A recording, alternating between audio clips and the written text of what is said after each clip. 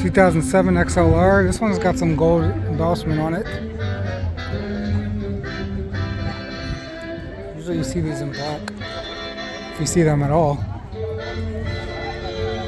Northstar engine, modified from the vet.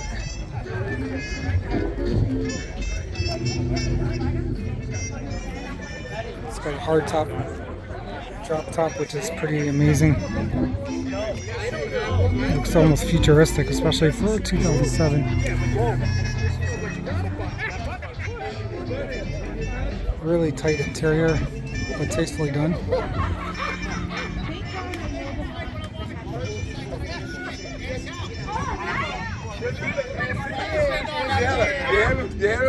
This is a Cadillac, let's do it.